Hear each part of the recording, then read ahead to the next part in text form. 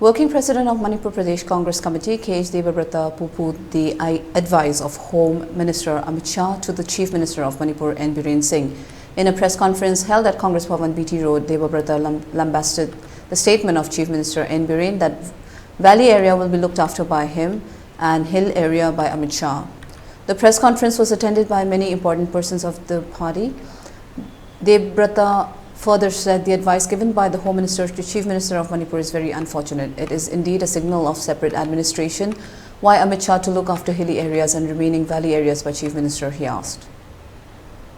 Suda Liberiba Kulai Pibasing Organization Loinana CDF Akogi Yumno of Labak Bala Sanga Kulai Pibasing PDF Hiragasu Adum Kangnaba Militant Sing Siga. What is Hanabada? Center na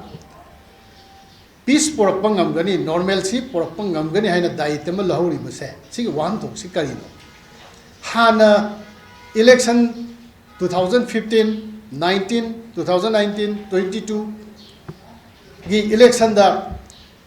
mari leina ki ba mari do ngasai ss haukip ki affidavit ta yauri ba mari leina ki hai ba election mateng pangge maramuduna hojiki political solution pigna ba homeland do piro hai ne moi talibsdi BJP da tan mani Manipur government da su tan banate India government da su tan banate sarkar pai ba party do tan bane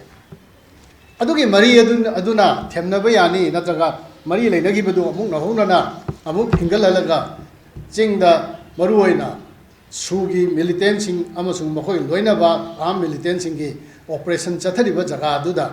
moi aikoi sarkar paibiri ba Home Minister amasung mahake timna yanaba porpungam gani haibasi masi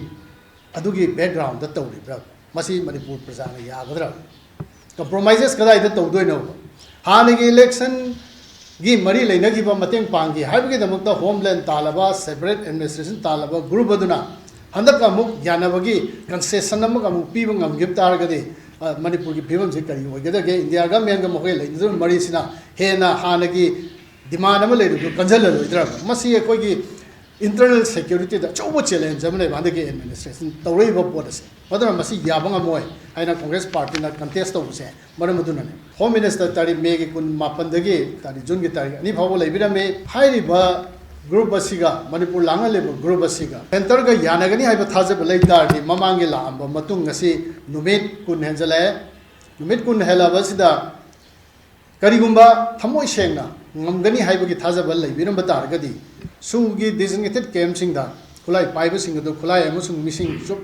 chap chana leigadabani haina hakpa hukum biram bagadi hujik